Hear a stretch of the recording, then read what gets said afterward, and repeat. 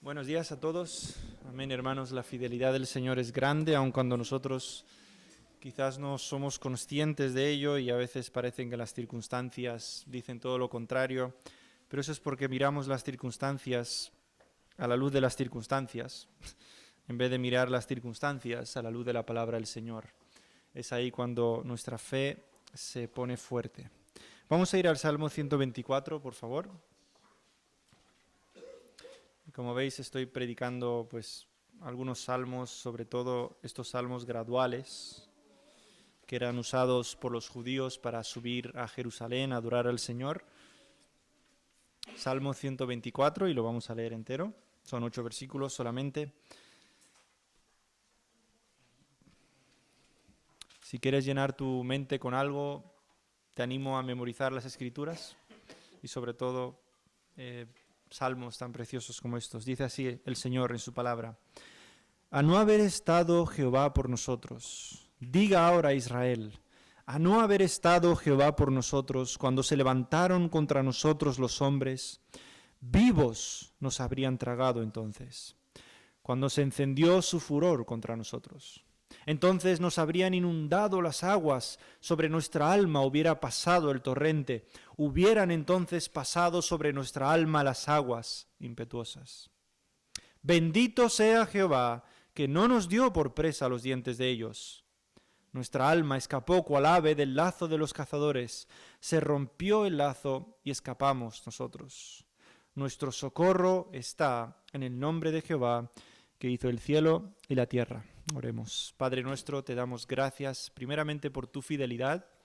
Gracias porque a pesar de nuestra infidelidad tú permaneces siendo fiel. Gracias por tu palabra. Gracias porque hemos leído que nada nos podrá separar del amor de Dios que es en Cristo Jesús. Gracias también porque sabemos que aún las circunstancias en nuestra vida, sean cuales sean, ayudan a ese bien que es conformarnos a la imagen de tu Hijo, porque al final tú quieres glorificar a tu Hijo entre muchos hermanos. Ese es tu deseo más grande, tu voluntad, y eso es lo que tú vas a hacer, Padre, y mediante ese gozo, mediante esa voluntad nosotros llegamos a ser plenamente satisfechos al gozarnos en tu Hijo también. Te pido que nos ayudes ahora, danos tu entendimiento en tu palabra, guárdanos del maligno, guárdanos de sus maquinaciones y que tu palabra more en abundancia en nosotros. Y te pido también que tengas misericordia de alguien que está en esta mañana aquí, que está muerto en delitos y pecados. Tú conoces nuestros corazones, Padre, por eso te pido que obres tú en esa persona, en el nombre de Jesucristo. Amén. A lo largo de los siglos, desde la ascensión de nuestro Señor Jesucristo, la Iglesia ha sufrido periodos de mucha persecución. No pensemos que la persecución es cosa del pasado. Hoy en día cientos de miles de creyentes están siendo perseguidos por Cristo. Como un ejemplo de esto, escuchad cómo describe la página Puertas Abiertas la persecución llevada a cabo hacia los creyentes en Corea del Norte. Escuchad. El cristianismo no tiene cabida en Corea del Norte, un país en el que el culto solo puede dirigirse en una dirección, hacia el régimen de Kim. Con ojos vigilantes por todas partes, incluso de vecinos y familiares, el más mínimo indicio de adoración a Jesús puede tener consecuencias devastadoras. Sorprendentemente, los creyentes se reúnen, pero en el más absoluto secreto y corriendo un enorme riesgo. Y esto es siglo XXI, 2026. Ante tal persecución, uno podría preguntarse, ¿cómo es posible que la Iglesia siga existiendo a día de hoy? ¿Cómo es posible que a pesar de tanta persecución después del Señor Jesucristo, después de que Él ascendiera hace 2000 años, cómo es posible que siga existiendo la Iglesia de hoy? O puede ser que nos preguntemos, ¿cómo será posible que la Iglesia siga existiendo en el futuro? Bueno, la respuesta a estas preguntas la encontramos en el versículo 8 del Salmo 124. Dice así: nuestro socorro está en el nombre de Jehová, que hizo el cielo y la tierra. ¿Cómo es posible que la Iglesia siga existiendo y seguirá existiendo a pesar de la constante persecución? porque su socorro está en el nombre de Jehová. No es por ella misma, sino porque su socorro está en el nombre de Jehová. No es por el azar, sino porque su socorro está en el nombre de Jehová. No es por el gobierno, sino porque su socorro está en el nombre de Jehová.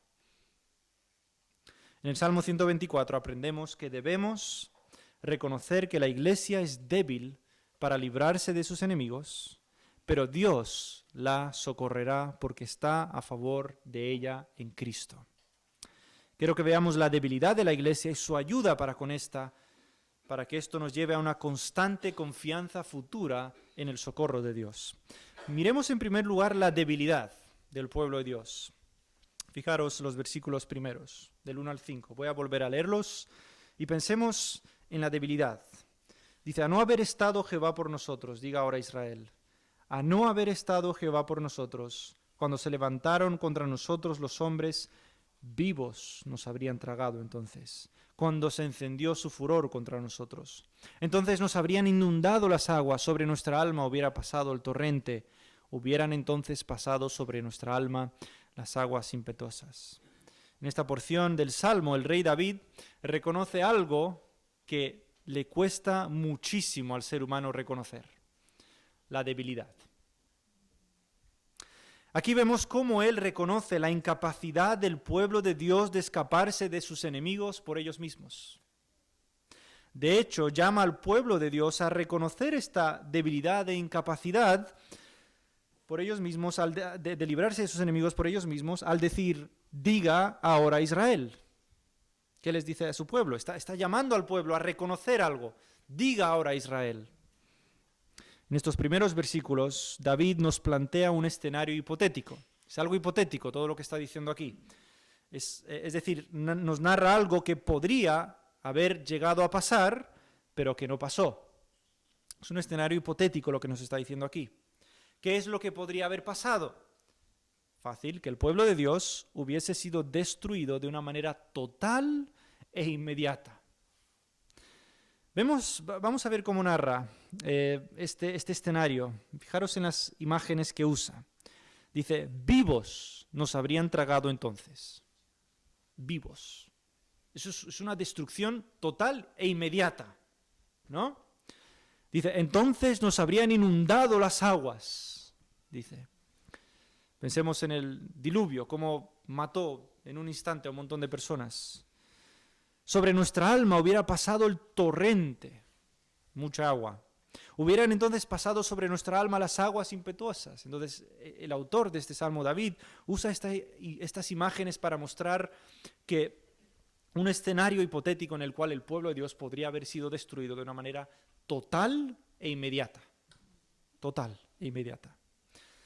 Estas imágenes nos muestran que si no hubiera sido por alguien, que ahora veremos quién es ese alguien, hubieran sido destruidos completamente por sus enemigos, por aquellos que estaban en contra de ellos y cuyo furor se había encendido para aniquilarles. Ahora, ¿gracias a quién? ¿Gracias a quién no llegó a hacerse realidad este escenario hipotético? Gracias a Jehová. Gracias a Jehová. Al reconocer que no fueron destruidos por sus enemigos, gracias a Dios, están reconociendo su propia debilidad. Pensemos en esto. David podría haber dicho, a no haber estado yo con vosotros, no hubiera pasado todo esto. O podría haber dicho, a no haber estado los 30 valientes de David con nosotros. Sabéis que David tuvo sus 30 valientes, hombres muy valerosos, que lucharon mucho. Podría haber dicho eso, ¿verdad? A no haber estado los 30 valientes de David con nosotros, etc. O también podría haber dicho, a no haber estado nuestro poderoso ejército con nosotros. ¿Qué dice? A no haber estado Jehová por nosotros. Reconociendo así que no David, ni los 30 valientes de David, ni el ejército de Israel hubiera sido suficiente para destruir a sus enemigos. Si Jehová no hubiera estado por ellos, poco importaba a David, poco importaba a los 30 valientes y poco importaba todo su ejército poderoso. Pues como él reconoce, habrían sido completamente destruidos. Completamente destruidos. Como dije antes, reconocer su propia debilidad e incapacidad es lo que más le cuesta hacer al ser humano. Siempre queremos atribuir el mérito de nuestros logros a nosotros mismos. Siempre queremos exaltar nuestra fuerza, inteligencia o cualquier otra habilidad con el fin de que oigamos la frase: si no hubiera sido por Juanito, nos habría pasado tal cosa. Y entonces Juanito se pone arriba y su ego se sube por las nubes y dice: sí, es verdad, si no hubiera sido por mí. Ese es el ser humano, constantemente tratando de enfocar la atención de los demás hacia sí mismo para que los demás le alaben y digan: es verdad, no podríamos haber hecho nada sin esta persona. Imposible. David y sus valientes, así como su ejército, no eran hombres cualquiera. Tú dirás: claro que era por Jehová, porque eran unos blandengues, no sabían luchar en el ejército, no sabían nada. Solamente te ruego que leas 1 de Samuel y 2 de Samuel y vas a ver que sabían mucho de lo que es la guerra, conocían muy bien, eran hombres muy, muy experimentados en la guerra. Sin embargo, también David fue muy consciente de que la única razón por la que no había sido destruido junto con su pueblo es por causa de Jehová, no por su experiencia bélica. La iglesia sigue caminando, no por sus propias fuerzas o habilidades, o porque el gobierno se lo permite, sino por causa de Dios únicamente. La iglesia es débil y frágil. Dice el Señor: lo débil del mundo escogió, y lo que no es para deshacer lo que es. La iglesia es débil y frágil. Precisamente así es como Él quiere que la iglesia se vea a sí misma, como débil y frágil. ¿Por qué? Porque es en ese momento que el poder de Dios se muestra. Como dijo Pablo en 2 Corintios: cuando soy débil, entonces soy fuerte. ¿Por qué? Porque el poder de Dios se muestra en Él, se perfecciona en Él. Ahora, ¿qué es lo que impidió que se cumpliera ese escenario hipotético? ¿Qué es lo que impidió exactamente? Sabemos que no ocurrió porque Jehová estaba con ellos. Bueno, estaba ahí Jehová, ¿no? Fue gracias a Jehová. Pero ¿qué es lo que impidió exactamente que ocurriera ese escenario hipotético? Bueno, el hecho de que Jehová estuviera por ellos. Eso es lo importante. Por ellos. Esa es la frase. Esa frase, por ellos, es lo que impidió que ocurriera todo ese escenario hipotético. Este es el factor determinante del por qué no fueron destruidos completamente, porque Jehová estaba por ellos. Esta frase significa que Jehová estaba del lado de ellos, estaba favoreciéndoles a ellos, por tanto ellos no fueron destruidos sencillamente porque tenían el favor de Dios. Nada más. ¿Cómo llegaron ellos a tener ese favor de Dios? Bueno, por la fidelidad de Dios a su propio pacto. Escuchad lo que dice en Deuteronomio 7, del 6 al 9. Escuchad con atención. Dice: porque tú, este es Dios hablando a su pueblo, a Israel en este caso. Dice: porque tú eres pueblo santo para Jehová tu Dios. Jehová tu Dios te ha escogido para serle un pueblo especial, más que todos los pueblos que están sobre la tierra. Dice: no por ser vosotros más que todos los pueblos, os ha querido Jehová y os ha escogido, pues vosotros erais el más insignificante de todos los pueblos, sino por cuanto Jehová os amó y quiso guardar el juramento que juró a vuestros padres, os ha sacado Jehová con mano poderosa y os ha rescatado de servidumbre de la mano de Faraón, rey de Egipto. Conoce pues que Jehová tu Dios es Dios fiel, que guarda el pacto y la misericordia a los que le aman y guardan sus mandamientos hasta 1000 generaciones. Dios escogió a Israel porque les amó. Y como Él es fiel al pacto que hizo con Abraham, ¿os acordáis? En ti serán benditas todas las simientes de la tierra, todas las familias de la tierra, perdón. Como Dios es fiel al pacto que hizo con Abraham, les mostró su favor constantemente. Por eso estaba constantemente al lado de ellos. Por tanto, el factor determinante que evita la destrucción del pueblo de Dios es el hecho de que Dios está a favor de su pueblo. No por algo que haya hecho su pueblo, sino por causa de su elección hacia su pueblo y las promesas que le hizo a éste. Ahora, mis hermanos, su iglesia, el pueblo de Dios, goza de una mayor bendición que Israel. Gozamos de una mayor seguridad de saber que Dios está a nuestro favor. ¿Y sabéis cuál es esa mayor bendición? ¿Sabéis cuál es esa mayor seguridad por la cual sabemos que Dios está a nuestro favor? Porque nos ha dado a su Hijo. Nos ha dado a su Hijo. Escuchad una vez más, Romanos, lo que hemos leído. ¿Qué pues diremos a esto? Dice, si Dios es por nosotros, ¿quién contra nosotros? ¿Quién contra nosotros? Dice, el que no escatimó ni a su propio Hijo, sino que lo entregó por todos nosotros, ¿cómo no nos dará también con él todas las cosas? ¿Quién acusará a los escogidos de Dios? Dios es el que justifica. ¿Quién es el que condenará? Cristo es el que murió, más aún el que también resucitó, el que además está a la diestra de Dios, el que también intercede por nosotros. ¿Quién nos separará del amor de Cristo? ¿Tribulación? ¿O angustia? ¿O persecución? ¿O hambre? ¿O desnudez? ¿O peligro? ¿O espada? Como está escrito, por causa de ti somos muertos todo el tiempo, somos contados como ovejas de matadero. Y luego dice, antes en todas estas cosas somos más que vencedores por medio de aquel que nos amó. Nosotros, hermanos, podemos estar seguros de que Dios es por nosotros porque nos dio a lo más preciado que tenía, es decir, su Hijo.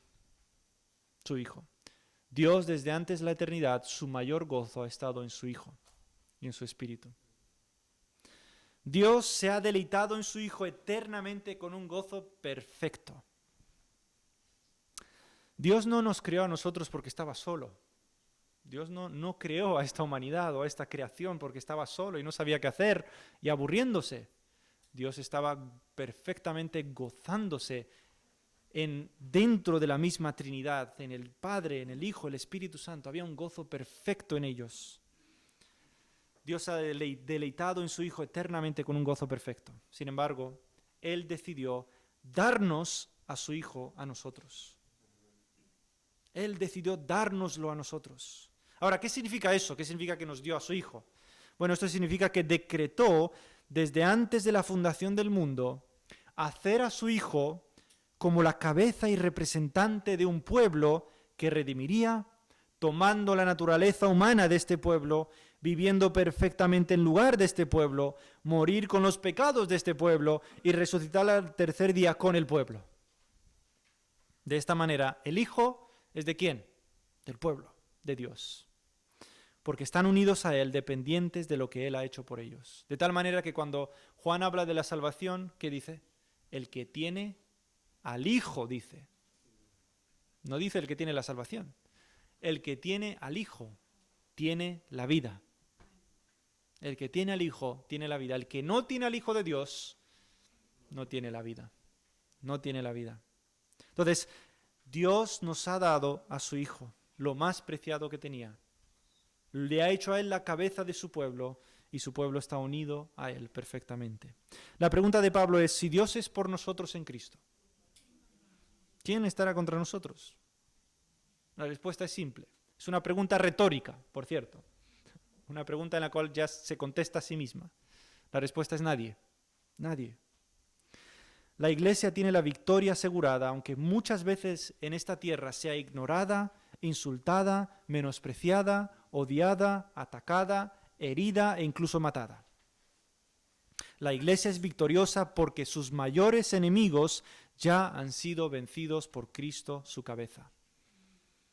Ya han sido vencidos. Por tanto, hermanos, el factor determinante del por qué la Iglesia sigue caminando es sencillamente porque tiene el favor de Dios en Cristo. Nada más. Por eso es que la Iglesia ha aguantado durante todos estos siglos, por eso es que la Iglesia ha podido aguantar todas estas persecuciones. No es porque el gobierno de repente en el siglo IV, por ahí con Constantino, decidió hacer el cristianismo religión oficial del Estado. Nada tiene que ver con esas cosas. Nada. Absolutamente nada. Es cierto que la decretó, pero porque el cristianismo había crecido tanto como esa levadura, ¿os acordáis qué dijo el Señor del reino de los cielos? Es como una levadura que la pones. Había crecido tanto que ya hasta los romanos tuvieron que decir, todo el mundo está adorando a Cristo casi en este imperio, ¿no? Vemos todo lo contrario, hermanos. Y fíjate que antes de todo eso, la iglesia había estado pasando durante 3 siglos de persecución. 3 siglos. Y durante ese tiempo la iglesia siguió y siguió y siguió. ¿Por qué? Porque el factor determinante del por qué siguió es porque tenían el favor de Dios en Cristo Jesús. Dios les había dado a su Hijo y nada podía prevalecer contra su Hijo. Absolutamente nada. Por cierto, la única manera de tener el favor de Dios es estando en Cristo. Es decir, creyendo en Él y arrepintiéndote de tus pecados. No hay otra manera de tener el favor de Dios. A veces pensamos que yo tengo el favor de Dios porque soy una buena persona. Yo voy a la iglesia, hasta doy dinero, dirán algunos.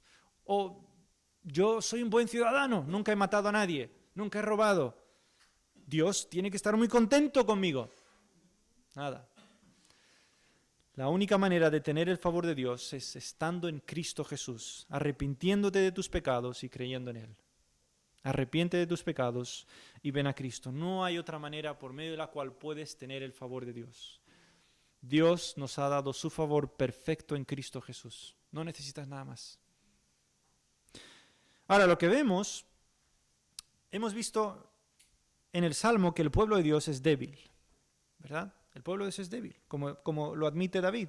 Si no hubiera estado Jehová por nosotros muertos. El pueblo de Dios es débil y que el factor determinante que impide constantemente que su pueblo sea del todo destruido es Dios mismo, quien está a favor de su pueblo en Cristo. Ahora, en tercer lugar, vemos en los versículos 6 y 7, reluciendo de una manera todavía más clara el hecho de que Dios es el que socorre a su pueblo. Yo no sabía muy bien cómo llamar esta sección, entonces le llamé una liberación soberana. Vais a ver por qué. Versículos 6 y 7.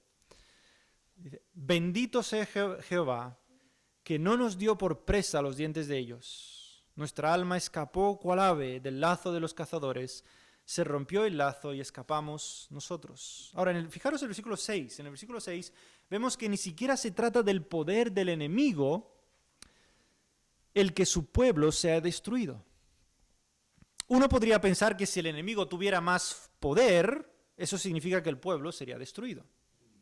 ¿No? El pueblo no es destruido porque el enemigo no tiene suficiente poder. Lo que vemos en el versículo 6 es que la razón por la cual ellos no fueron destruidos es porque, dice el texto, no nos dio por presa los dientes de ellos. ¿Quién es el que no les dio a ellos por presa los dientes de ellos? Jehová. Una vez más, David reconoce que si Dios hubiera querido que sean destruidos, aún el enemigo más insignificante hubiera acabado con ellos. Lo volvemos a ver en el versículo 7, al describir la liberación de sus enemigos. ¿Qué dice el versículo 7? Nuestra alma escapó cual ave del lazo de los cazadores, se rompió el lazo y escapamos nosotros. Ahora, es interesante, el texto dice que el lazo se rompió. No dice que lo rompieron ellos. El lazo se rompió. ¿Qué significa eso? Que Dios mismo rompió ese lazo para que no fueran destruidos por sus enemigos. Hermanos, con estos versículos vemos el control soberano de Dios sobre todas las cosas, especialmente en las adversidades. Si ellos hubieran sido destruidos, es sencillamente porque Jehová les entregó en sus manos. Nada más. No por la fuerza del enemigo. Seguramente habéis leído el libro de Isaías. Estáis ahora mismo leyéndolo, ¿sí o no? Los que estáis siguiendo el plan de lectura que Paco envía fielmente cada día. Espero que lo estáis siguiendo, hermanos, y si no es ese, espero que estéis siguiendo algún plan de lectura. Pero en Isaías 10, versículo 5, escuchad lo que dice. Oh Asiria, vara y báculo de mi furor. Asiria era un pueblo muy contrario a Dios, muy contrario a Dios. Pero aquí Dios le llama a ellos vara y báculo de mi furor. Es como si Asiria, Dios describe aquí a Asiria como un instrumento en las manos de Dios para llevar a cabo su furor contra su pueblo. Dice, en su mano he puesto ¿qué? mi ira, dice, en su mano he puesto mi ira. Dice, le mandaré contra una nación pérfida, que era la nación de Israel en ese momento, estaban olvidándose totalmente de Dios, sobre todo el reino del norte. Y sobre el pueblo, dice, y sobre el pueblo de mi ira le enviaré para que quite despojos y arrebate presa y lo ponga para ser hollado como lodo de las calles. Ahora, fijaros lo que dice acerca de Asiria. Aunque él, es decir, Asiria, no lo pensará así.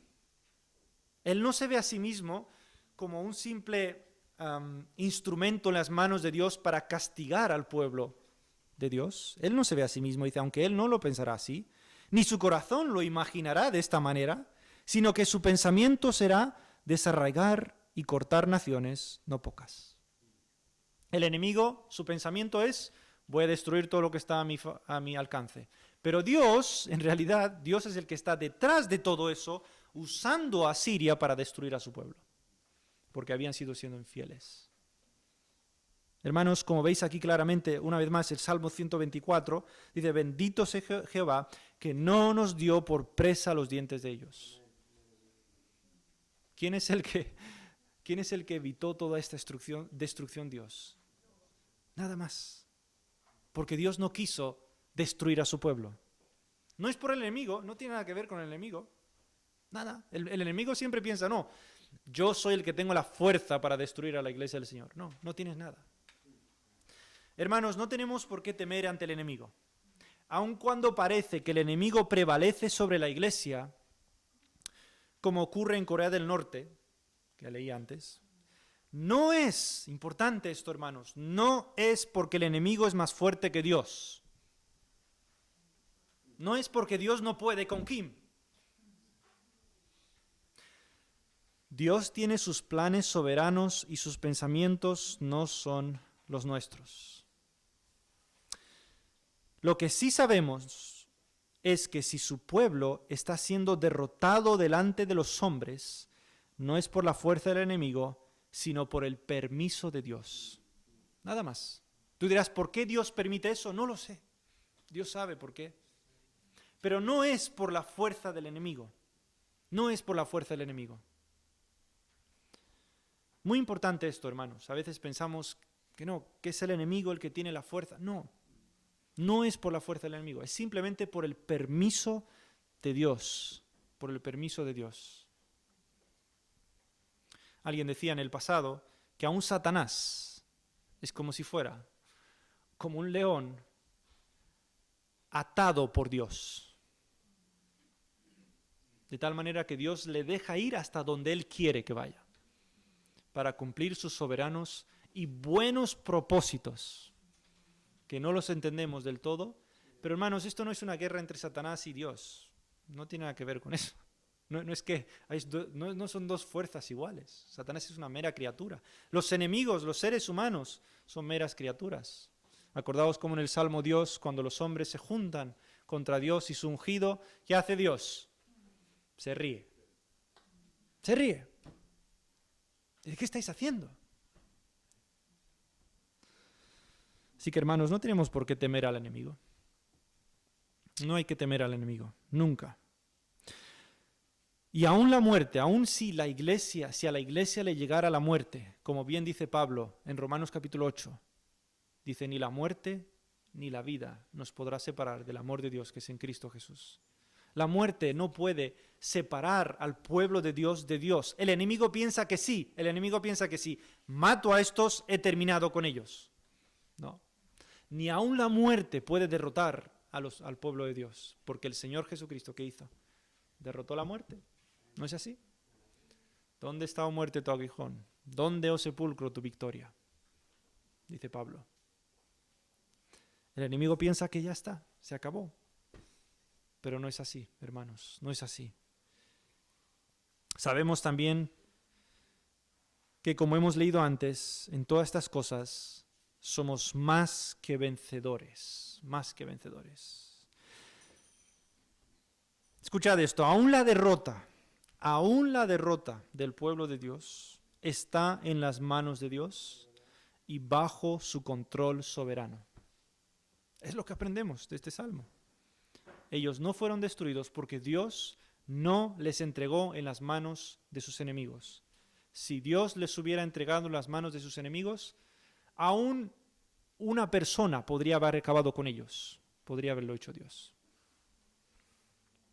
Y es lo que vemos constantemente a lo largo de la Biblia. Acordaos, cuando leemos acerca de Gedeón. Gedeón pensando, no, necesito mucho ejército, ¿no?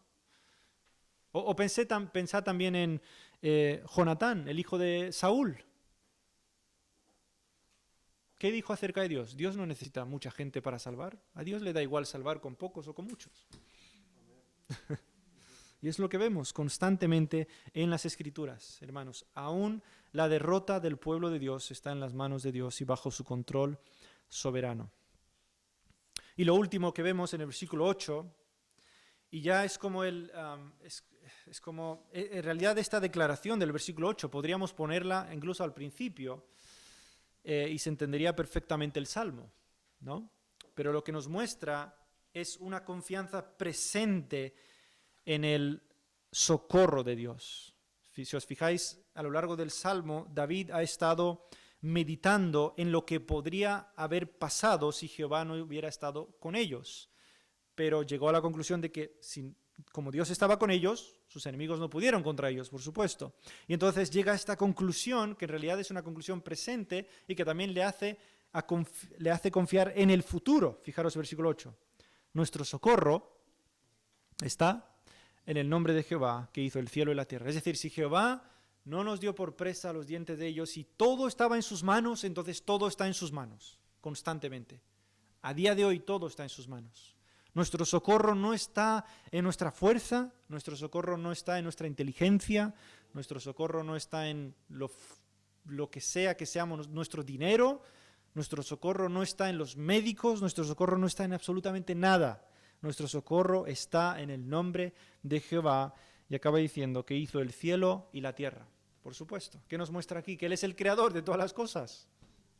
Si tienes al creador de todas las cosas de tu lado, entonces no necesitas nada más. No necesitas absolutamente nada más. Y esto nos lleva a estar confiando constantemente, tanto ahora en el presente como en el futuro, sabiendo que nada podrá acabar con el pueblo de Dios. Nada, absolutamente nada. Porque su socorro está en Dios mismo. Así que, hermanos, que el Señor nos ayude a que constantemente nosotros podamos recordar que nuestro socorro está en el nombre de Dios, en Dios mismo, quien nos ha mostrado su favor en Cristo Jesús. Tú tienes algo mucho mayor a lo cual mirar para saber que tienes el favor de Dios. Tienes al Señor Jesucristo. Si quieres saber que Dios está de tu lado, mira al Señor Jesucristo. Mírale a Él, como Él murió por tus pecados, resucitó al tercer día y te sentó con Cristo Jesús en los lugares celestiales. Ahí es donde estás. Mira y recuerda constantemente que tienes el favor de Dios. Y al tener el favor de Dios, no necesitas absolutamente nada más. Y puedes estar constantemente confiando en que tu socorro está en el nombre de Jehová y no en ti mismo. No en ti mismo, no en otras personas, sino únicamente en el Señor Jesucristo. Oremos. Padre nuestro que estás en los cielos, te bendecimos a ti por tu palabra. Gracias te damos porque sabemos que nuestro socorro está en el nombre de Jehová. Gracias te damos porque sabemos que todo está en sus manos. Aún la derrota está en las manos de Jehová y nada podrá separarnos de él. Te pido que tú nos ayudes, Padre, y aumentes nuestra fe en tu palabra. Ayúdanos a mirarte a ti en medio de nuestras adversidades, reconocer también nuestra debilidad y reconocer también tu poder sobre nuestra debilidad incluso. Te lo pedimos todo esto en el nombre de Jesucristo. Amén.